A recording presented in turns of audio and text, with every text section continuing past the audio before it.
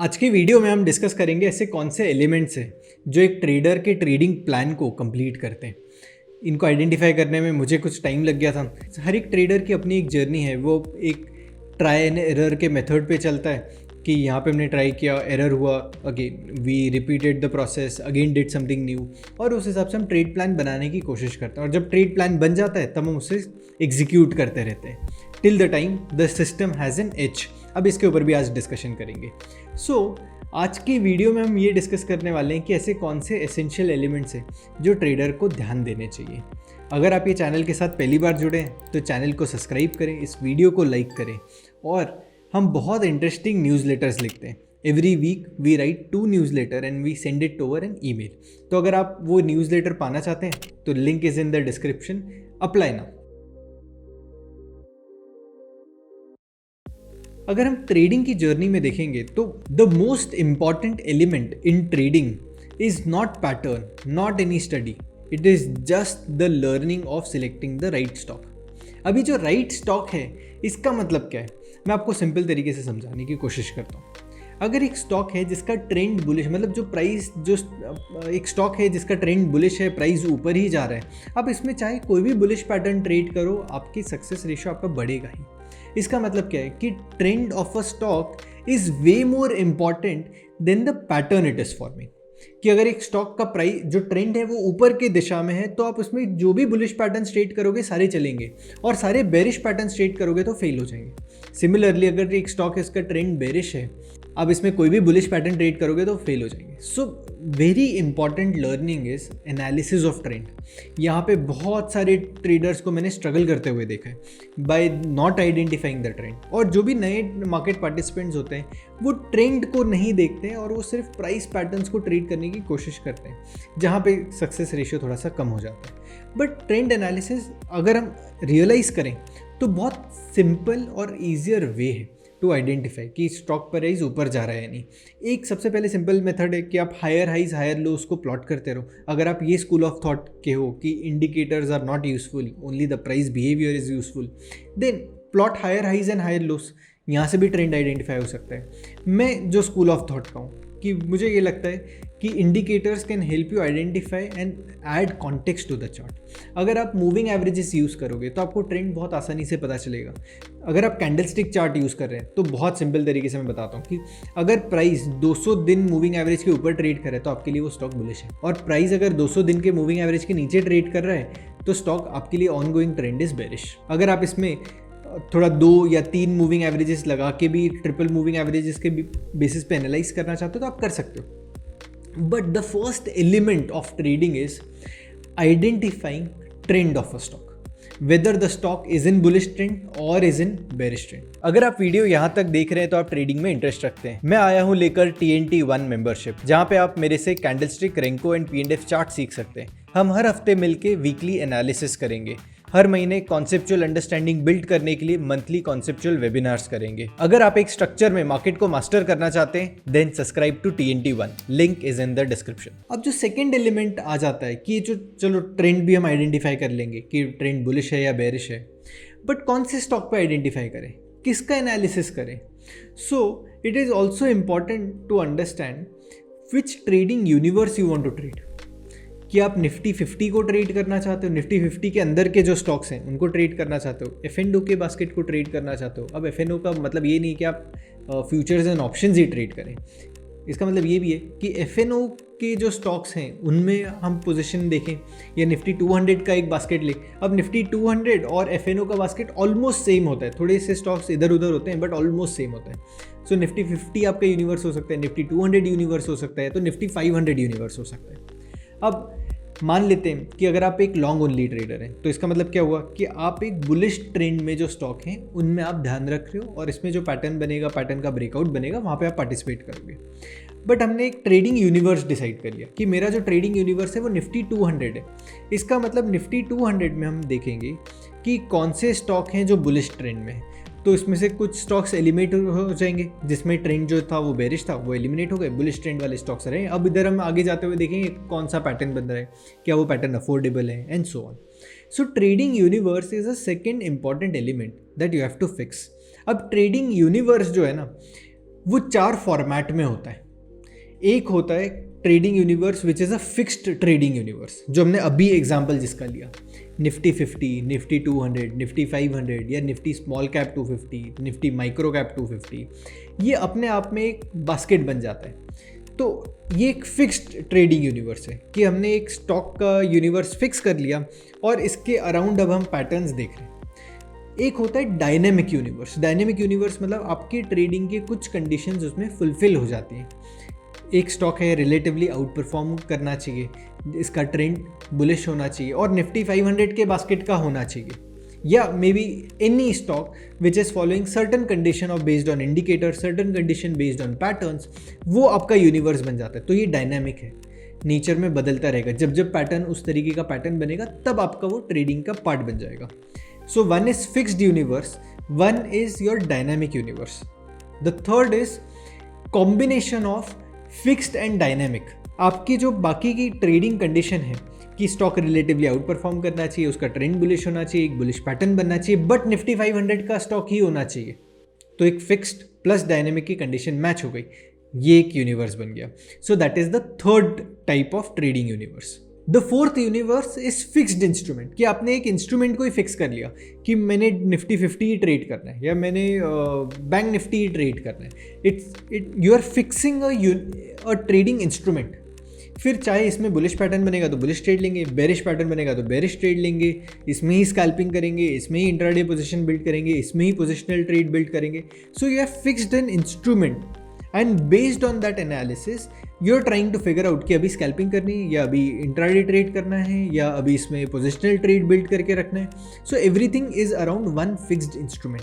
So there are 4 trading universe. सबसे पहला है फिक्स्ड यूनिवर्स, दूसरा है डायनेमिक यूनिवर्स कि आपकी ट्रेडिंग की कुछ कंडीशन है उसको मैच करके, थर्ड है फिक्स प्लस डायनेमिक, फोर्थ है फिक्सिंग अ ट्रेडिंग इंस्ट्रूमेंट। ये जब 4 चीज़ें में से आप एक को पिक कर लेते हो, there is no harm in picking any one, right? कि आपका एक फिक्स्ड यूनिवर्स भी हो सकता है, आपका डायनेमिक भी हो सकता है, या तो कॉम्बिनेशन ऑफ बोथ हो सकता है। मैं जो ट्रेडिंग मेथड फॉलो करता हूँ that is dynamic plus fixed. इसका मतलब मैं निफ्टी 500 के यूनिवर्स को ट्रेड करना पसंद करता हूँ, उसमें से मेरा जब पैटर्न बनता है, मतलब मैं पुल बैक ट्रेड जब लेता हूँ तो पुल बैक का जो सेटअप बनता है तब पार्टिसिपेट करते हैं, या ब्रेकआउट का जो पैटर्न बनता है वो अगर फॉर्मुलेट हो रहा है, उसके रूल्स फॉलो हो रहे हैं, तो उस हिसाब से मेरे स्टॉक का एक यूनिवर्स बन जाता है। So that's the second element. Third element of trading is by understanding which type of trader you are. Are you a pullback trader or you are a breakout trader? हर एक trader का अपने खुद का psychology है कि किस तरीके से आप ट्रेड कर पा रहे हो। मैं अपने एक ओवर ऑफ एक पीरियड, एक एक्सपीरियंस के साथ मैं कंपार्टमेंटलाइज करना सीख चुका हूँ कि ये मेरा पुल बैक ट्रेड है, ये मेरा ब्रेकआउट ट्रेड है, और उसकी कंडीशंस, उसका रूल बुक, उसका trade psychology I am able to manage now. But जब मैंने शुरुआत की थी तब मैंने सबसे पहले शुरुआत की थी by being a pull back trader. और पुल बैक ट्रेडर बनने के भाई रीज़न बहुत सिंपल था कि ब्रेकआउट जब भी मैं पार्टिसिपेट करता था तो मुझे वहाँ पे स्टॉप लॉसेस बहुत बड़े दिखते थे और उस टाइम पे मैं अफोर्ड नहीं कर पाता था। But just to minimise the stop loss and build accuracy in the system by even if you are going wrong you are going to lose less, तो उस हिसाब से मैंने अपने आप को ट्यून कर लिया था टू पुल बैक ट्रेडिंग। मतलब मेरा साइकोलॉजी, ट्रेड साइकोलॉजी ही बहुत ज़्यादा ट्यून्ड था towards taking a pull back trade, right? And over a period of time now I trade both. I trade breakouts also, I trade pullbacks also, but they have different thought process, different rule book, different method of identifying stocks, and that can be managed through a proper checklist. But शुरुआती के time पे जब हम trading की शुरुआत कर रहे हैं तो ये समझना ज़रूरी है कि हम किसके साथ सबसे ज़्यादा कंफर्टेबल है, कौन से ट्रेडिंग स्टाइल के साथ सबसे ज़्यादा कंफर्टेबल है, पुल बैक के साथ या ब्रेकआउट के साथ. That helps you ease out lot of your trading stress. The fourth essential element is identifying the time frame that you want to trade, कि कौन से टाइम फ्रेम आपको सबसे ज़्यादा सूट करता है, सबसे ज़्यादा कंफर्ट देता है. क्योंकि अगर आपका एक फुल टाइम जॉब है और उसके साथ आप ट्रेडिंग की शुरुआत कर रहे हैं, ट्रेडिंग करने की कोशिश कर रहे हैं, swing trade, positional trade and so on, then the best time frame for you is weekly time frame और डेली टाइम फ्रेम. अब ऐसा नहीं है कि एक पर्टिकुलर टाइम फ्रेम है तो ही आपका ट्रेड सेटअप बहुत अच्छे से चलेगा. There is no perfect science to this. You should pick time frame that you are most comfortable with. if you're a full-time trader but you have more comfort trading a daily time frame, then you should trade daily time frame. तो एक comfort की बात है कि कौन से time frame पे आप ज़्यादा कंफर्टेबल हो. अब कंफर्ट का मतलब ये है कि कंफर्ट बहुत तरीके से आता है. एक साइकोलॉजी के पॉइंट ऑफ व्यू से आता है कि आपको एक दिन के एंड में वो चार्ट देखना है, and then you have to decide कि पार्टिसिपेट करना है या नहीं करना है. तो एक अपना वहाँ पे एक कंफर्ट है कि टाइम फ्रेम बहुत बार बार आपको चार्ट देखने की इंट्राडे पीरियड में ज़रूरत नहीं है. दूसरा ये है कि you have a sufficient room to your stop loss also, क्योंकि डेली टाइम फ्रेम में टाइम फ्रेम भी बड़ा होता है. या आपका एक और कंफर्ट ये भी आ सकता है कि डेली टाइम फ्रेम में आपके ऑब्जर्वेशंस बहुत ज़्यादा हैं.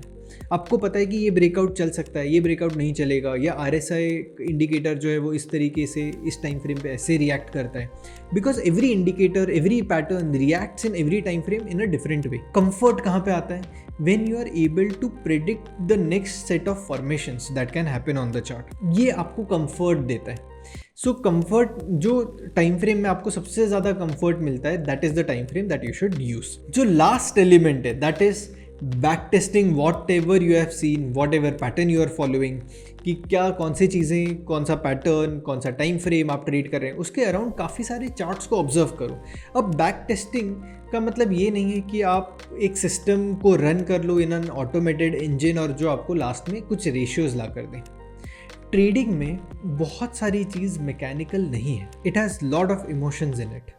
So we have to understand that whenever we are participating in a trade, what are the next set of candles or next set of patterns that are getting formed on the chart. जब मैं एक बहुत बड़ा fan हूँ manual back testing का, मैं बहुत सारे पैटर्न्स को मैन्युअली बैक टेस्ट करके उस पर ट्रेड प्लान बनाने की कोशिश करता हूँ. And the understanding is very simple, क्योंकि मैंने chart by chart, candle bye candle या पॉइंट एंड फिगर पे बॉक्स बाय बॉक्स मैंने आइडेंटिफाई किया हुआ है. मेरा जो ट्रिगर आ जाता है उसके बाद ये सेट ऑफ पैटर्न्स बनते हैं, तो मेरा कंफर्ट डेवलप होने की शुरुआत हो जाती है कि अच्छा एक एंकर कॉलम बना, एंकर कॉलम का फॉलो थ्रू आया, फिर ये पैटर्न बनता है, फिर उसके बाद ये वाला पैटर्न बनता है. और मोस्ट ऑफ द केसेस में अगर आप ऑब्जर्व करोगे ना तो एक एक करके पैटर्न सीक्वेंशियली बनते हैं. एक मैंने वीडियो बनाया था on life cycle of a stock, अगर आपने वो नहीं देखा तो ज़रूर से देखिए. उसमें मैंने एक्सप्लेन किया हुआ है कि एक स्टॉक का बिहेवियर कैसे होता है, कि प्राइस गिरता है, फिर ट्रेंड लाइन ब्रेक होती है, ट्रेंड लाइन ब्रेक होने के बाद एक बेयर ट्रैप पैटर्न बनता है, फिर अगला बेयर ट्रैप पैटर्न बनता है. उसके पीरियड, उस एक बेयर ट्रैप से दूसरे बेयर ट्रैप में कितना डिस्टेंस होता है, कितना टाइम लगता है, कितने महीने लगते हैं, और वो सारी चीज़ें समझाने की मैंने कोशिश की थी उस वीडियो में. So idea is the more manual observation you have based on charts, more manual observation you have about your trading system, you will build more conviction.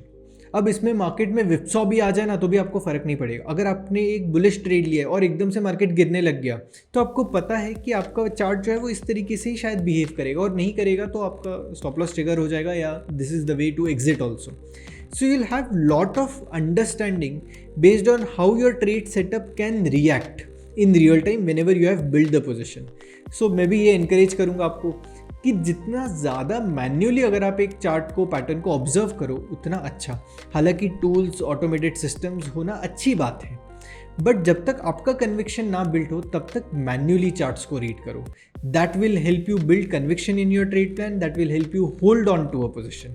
नहीं तो कोई न्यूज़ आ जाएगी या आप किसी को सुन के इन्फ्लुएंस हो जाओगे and you might exit the position which might be your winning trade.